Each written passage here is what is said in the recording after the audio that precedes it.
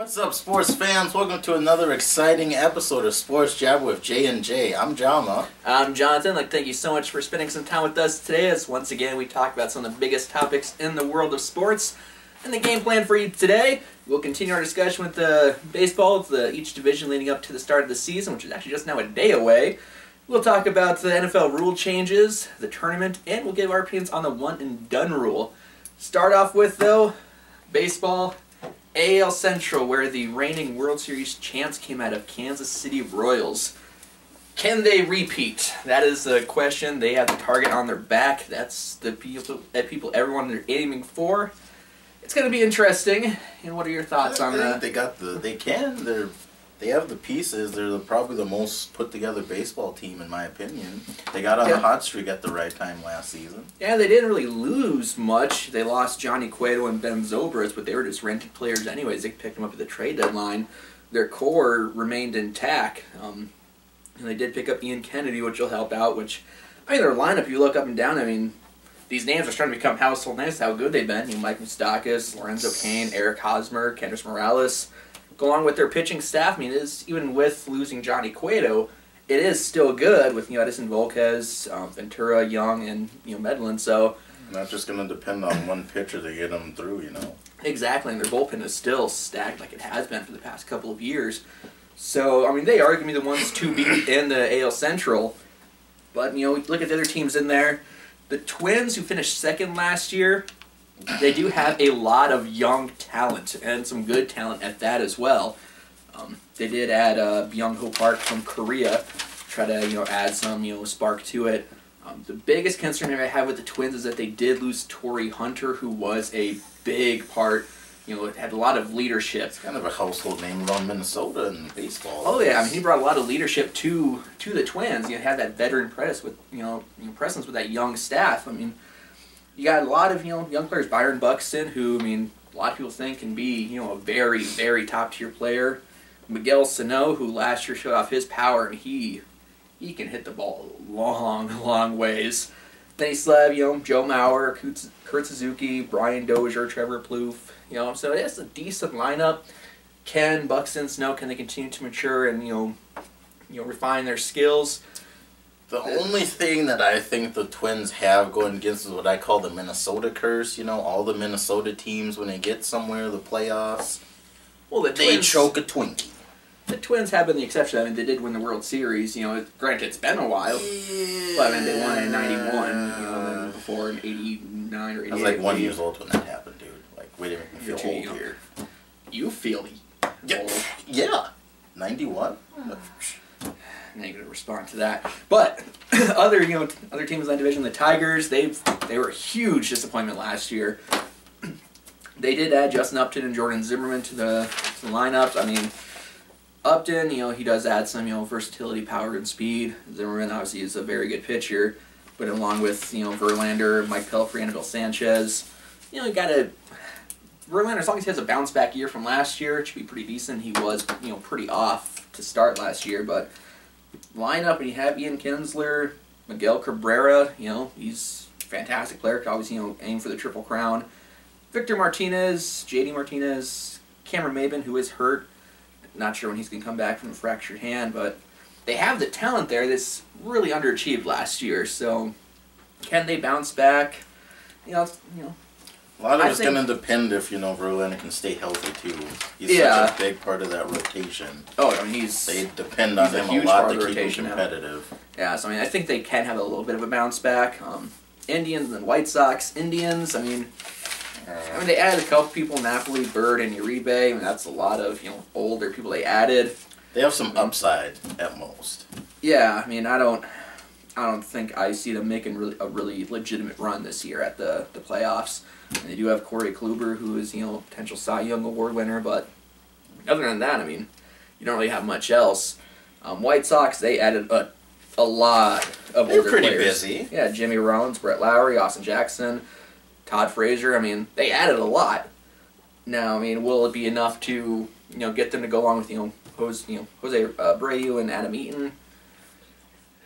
That probably won't too bad. You got pitchers. You got Chris Sale, who was just dominant last year.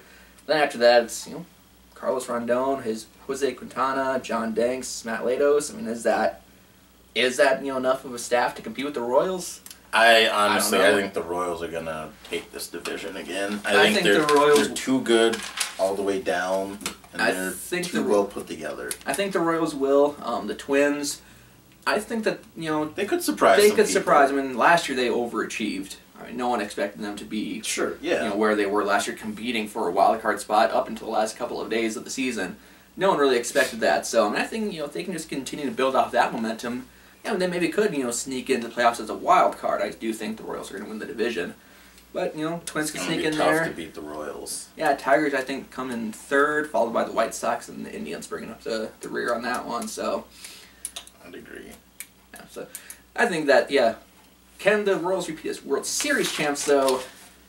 I'm gonna go with the Giants for that. It's an even number. It's true, but I will reserve my judgment on that for a little bit later. I'll let you know what I think in the future episode on who's I think is going to win. Okay. But playoffs and the World Series, so we'll save that little bit. You're sticking to your cards, huh? Okay. Oh yeah. All right. Okay. I know we are a little late to the party on this one, but the NFL did make some rule changes that we wanted to kind of discuss. Basically, the NFL is going to resort to flag footballs and pom-poms and skirts for the football players in about 3 years, Bob. Probably. So that's the way it's looking. It's not very good. But, some of the rule changes they have, no chop blocks are allowed. That's a safe one. People could lose their limbs, Horse collar tackle has been expanded to include the nameplate area and above. Not really too big of a fan of that one. Now you will get a player will be ejected if they're flagged for 2 unsportsmanlike fouls. You can thank Odell Beckham Jr. and Josh Norman for that one. Yes, wow, they could have fought in the MMA. Like, they may as well have just had an octagon in the cage when they played. Basically. It was unreal. And everyone was saying the entire game was like, why aren't these players ejected? Well, that's where the rule comes in now. Well, that, and then you have players like during the Bengals and the Steelers game, there probably would have been some ejections in that game as well. Yeah, I believe Burfict would have been gone. And hotheads like Aqib Talib can't keep his mouth shut, guys like... Basically, the guys that shoot their mouths off all the time, or heat-seeking missiles, or whatever, they're probably going to want to tone it down a little bit, basically. Oh yeah, especially because once you get that first unsportsmanlike penalty, you really have to hold back. Yeah, you have to basically touch the guy with your pinky, probably, because the refs are going to be staring at you the whole rest of the game. Yep, and if it happens, kind of like in the first quarter, you got 3 quarters in to go with. Like, really watching yourself and not being, Think of how that might happen in a playoff game this year if someone gets ejected. And especially, and it's only one game. It's not series like in basketball. Yeah, especially NBA. If it's a big player. I mean, you get ejected, early on, that can really hurt your team. I mean, that can be a completely momentum shifter right there. Yeah, so teams will have to watch. I mean, coaches will really have to pay attention to those players that, do kind of have hot heads and really reel them in, if they sense that they're getting kind of out of whack there. It's pretty scary. And then one last one is they did move the touch back to the 25-yard line, which...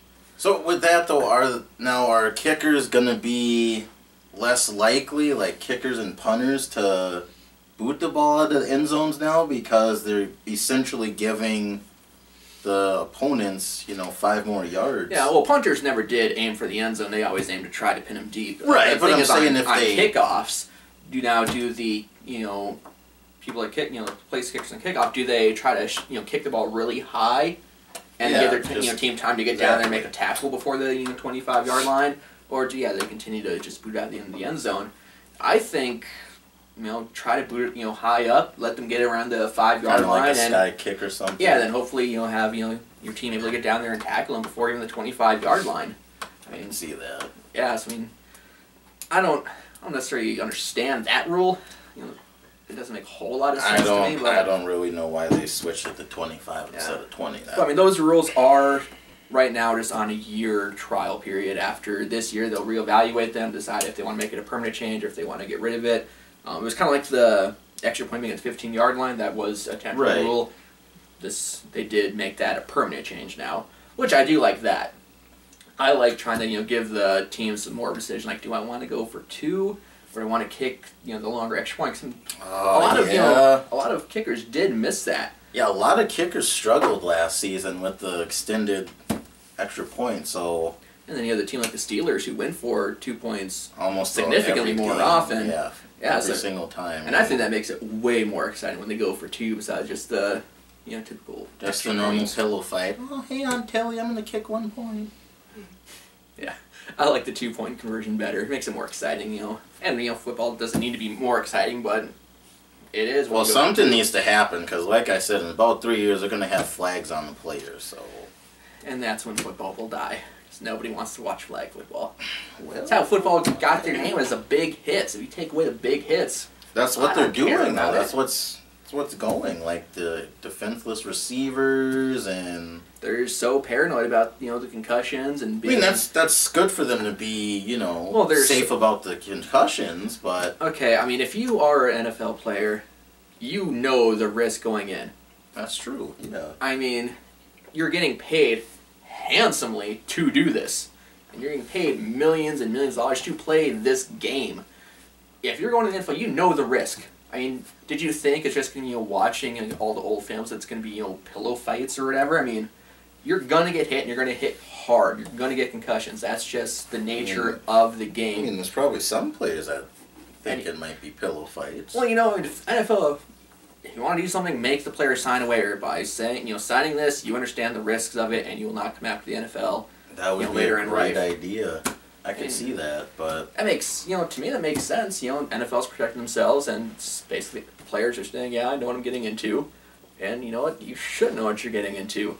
And especially the players nowadays, and they grew up, later on they saw, seen the game kind of progress. I mean, but it wasn't up to the last few years they really made these huge changes where it comes to big hits. I mean, yeah, and then unfortunately, since all the different types of rule changes they have going around with like concussions and stuff, that's maybe it's gonna cause the league not to be as exciting because you're gonna have these bigger name players that retire for health reasons, like Willis retired super early, didn't want to get crippled up when he was older, and Megatron retired, Chris Borden retired, Anthony Davis retired, but he's reinstated to get unretired for the Niners, so... Yeah, but I mean, like I said, if you want to retire early, that's one thing, but to sit there and be like, oh, I had no idea what this was, I'm going to sue the NFL, no, that's just stupid. I mean, you knew the risk. Well, yeah, they just do their research. I mean, Borland retired because he researched and he didn't want to be a part of the game. You can respect that. Oh, yeah, I have no problem with that. If someone wants to retire, after playing it because they did the research themselves, they don't feel comfortable, leave the game. By all means, you're making the, smart decision. I mean, it comes down to, okay, do I want to take this risk and then set myself up financially for life and probably my kids financially for their lives? Or, do I want to take a step back and, think about my future health-wise, to the game? Something that is, something they do have to consider. And then, they have all this talk about, you have the concussion movie that came out, and all this talk about CTE. So there's a lot that goes into it. So people, the players do need to really sit back and think about that. Is that something that they want to take the risk on? So, I mean, it's, the NFL, they're, obviously doing their part to try to make it safer so they don't get in trouble. Right, they don't want some, crazy billion-dollar lawsuit. Well, they just had one not that long, that class action lawsuit from the previous players that sued them. So, I mean, the NFL is they don't want that to happen again. Careful. And that's what the whole thing is. They're just trying to, protect themselves with getting these rule changes. So, like I said, it does take away from the game a bit, and you like to see those big hits, and something you don't see anymore. If it's a big hit, you jump up and cheer, and then you're like, oh, there's a flag. So, awesome big hit. Now they just got 15 yards added onto it and just ruins it. And it's kind of annoying to watch that. But, so I got to ask, how is your bracket doing in NCAA Tournament? It's busted. I got UNC left. That's it. I have no one else. I have UNC left in my 4, and I have Oklahoma, and then when Kansas lost to Villanova, Kansas lost it for me. But it's like I said the last episode, though. You see, you jinx someone else's team and not yours. I picked the Jayhawks. They got jinxed. They're not in, but the Heels, are... I don't want to jinx them, but the Heels are, they're still fighting. Oh, I still have them as my national champs, so, I mean, that's all I basically have left going for me right now. I mean, come on, who would have thought Syracuse was going to be in the Final Four? I told you, though. Remember, I told you I called it. Yeah, but you didn't put it on your bracket. I didn't put it on my bracket, but I called it, though. I said, Jim Boeheim, check it out. Doesn't count if you don't put it on your bracket. Check it out. Last episode, I said it. Doesn't count. I said it last episode. Doesn't count. I said it. But Villanova, Oklahoma, UNC, Syracuse, the Final Four. I still have UNC. I'm sticking by my pick with them to be the national champions. I'm not going to waver from that. But I do think it's going to be UNC and Oklahoma for the championship. I have UNC. My bracket's done, guys, so I'm just going off of hot air here. So I got UNC and the Oklahoma-Villanova game is so tough because, Buddy Hield, he's averaging 25.4 points. That was during the season. And I believe in the tournament he's still the leading scorer. He had 37 points not too many games ago. And that game to me is just going to be more tempo-wise. If Buddy Hield can get off to a normal pace that he does, making shots, I think Oklahoma will win. But if he struggles, then I don't know. Well, Oklahoma goes as Buddy Hield goes. I mean, if he's struggling, they're going to struggle. I mean, Villanova's no chumps. I mean, they got Chris Jinks, they got Archie, they got Ochefu. They have him on there. He's a big old guy, and they're gonna have to win some battles in the paint too. Oklahoma is like Buddy Hield just can't do it all on himself. UNC, as far as that goes, they're finally playing like the #1 team in preseason. But can Syracuse keep up their momentum? That they are a Cinderella story. They're the last double-seeded team to make the Final Four was George Mason when Joe Cano was at Florida. I don't want to jinx the Heels, but if they can beat Syracuse's 3-2 zone or 2-3 zone, which I think they have the pieces to do it because their guards are playing awesome right now, so that's less pressure on Meeks, less pressure on Bryce Johnson. Hicks doesn't have as much of responsibilities. Anytime your guards are playing well, you can do the truly inside-out game. And who's your pick? I can't make that pick. I don't jinx people. It's going to be a great game. Two gladiators are going to fight. Batman and Superman are going to go on the hardwood floor, and I don't know who's going to win because I don't jinx my team. By saying he doesn't jinx his team, he's going for the Tar Heels. No, I don't jinx my team. He's picking the Tar Heels. I don't jinx my team. Picking the Tar Heels as well. You should say you picked Woody from Toy Story. No, that's jinxing my team. I already picked the Tar Heels. That's jinxing my team. Pick the Tar Heels in my bracket. I am sticking with it. He's going with Buzz Lightyear, guys. Buzz Lightyear. Infinity and beyond. Yep, exactly. Buzz Lightyear's going to win the title. UNC. Buzz Lightyear. UNC. Buzz Lightyear. Exactly. Yep. Same thing. Yeah, exactly. Same thing. Yeah. But now, if it does read the question, okay, so you got UNC in there. A lot of the teams, most of the teams that have, like, the typical one-and-done players are out. Yeah. I mean, Kansas, Kentucky. Kentucky's gone. A lot of those, teams that have, the one-and-done players are gone. The question is always asked, do they need this one-and-done rule? Should this be something? And it's not anything to do with the NCAA. That is the NBA's rule of the one-and-done. They do not want players NFL has where players stay 3 years before they go out. Exactly. So now, with the one-and-done rule, when you have a lot of players that have come in with success right out of high school, obviously most notably Kobe Bryant, LeBron James, Kevin Garnett, all came in right out of high school. Now they have this one-and-done rule. Should they get rid of the one-and-done rule, or should they kind of modify it in any way? I mean, it's such a... See, I think college baseball has it nailed perfectly. You can come out right after high school, but if you choose to go to college, you have to stay 3 years. Oh, so you can come out right out of high school, that would be... or you go to college and stay for 3 years. I love how they do that. I honestly do think basketball should implement that because I think that is the best way to go. Because then college basketball doesn't get diminished with all these one-and-done players, one-and-done. You're able to get those dynasties built up like they used to have. I mean, and that's the unfortunate thing. You don't have these great teams anymore. Cause, you get a great team one year, next year that entire team is gone, and you're starting fresh. So teams, people like to see these players that they can kind of grow along with. It's better for the sport too, and then you'll have, if they stay 3 years, you're gonna have those Goliath matchups of powerhouse teams. Meeting in the tournament. There probably would be less upsets in the tournament with the. Like we said before, the smaller schools like Yale upsetting the higher priced schools, but because there are so many freshmen, these littler schools have juniors and seniors. Yeah, teams like Yale and places like that. They have these teams that have grown together, for 4 years, so they're able to make upset those teams. But if you have you have to imagine Duke, UNC, Kentucky, Canada's having these players that they've built for 3 years. Imagine how good they can be, but it's just so much of the one and done. Bring them in, okay, they're gone. Bring some more people in, okay, they're gone. Bring some more people in, they're gone.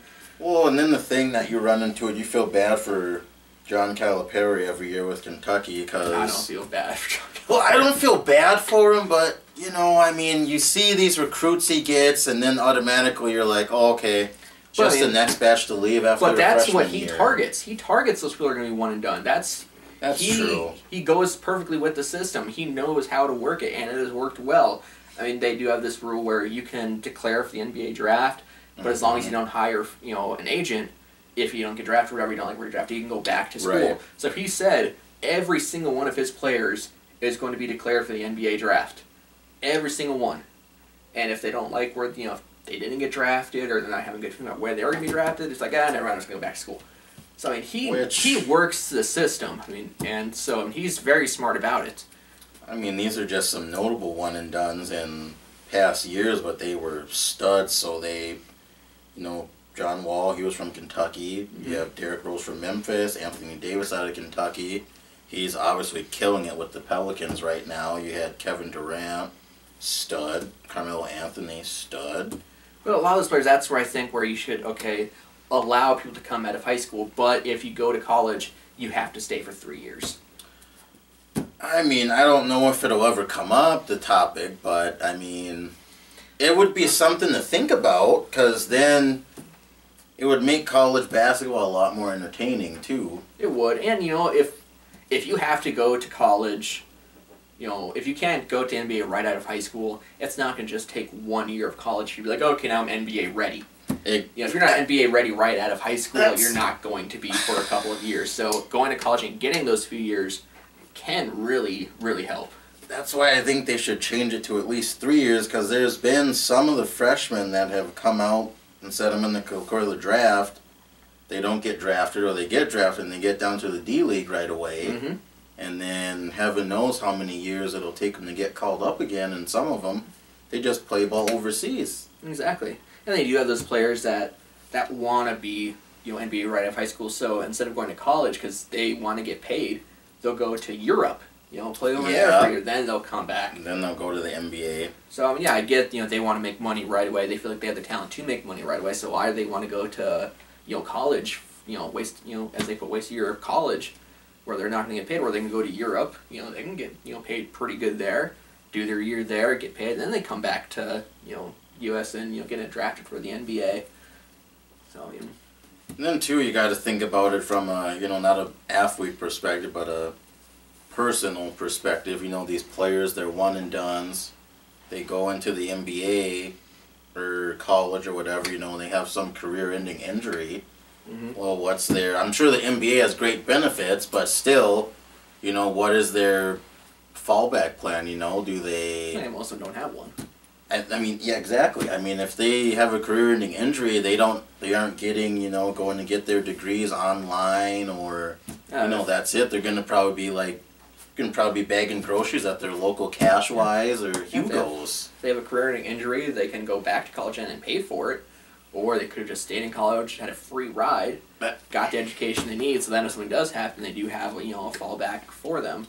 But, when you're young, and that's really not something you're thinking of. You're not thinking, I'm going to have this career. Oh, no, they're not thinking about it, but anything can happen. No, exactly. So that is something it'd be great to have a backup plan if something like that happens. That's why I think, in a way, It'd be cool if they had them stay for 3 years, or at least 2 years even. Just 2 years.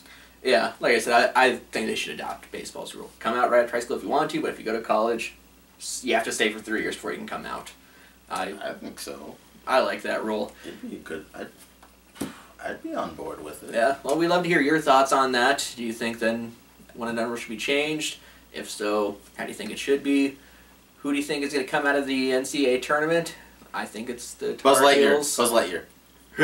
What do you think of the NFL rule changes? And who do you think is going to come out of the AL Central? We would love to hear from you. Comment below. Any questions, leave those here. We would love to answer questions for you. Like and subscribe our page. Once again, Sports Jabber with Jonathan.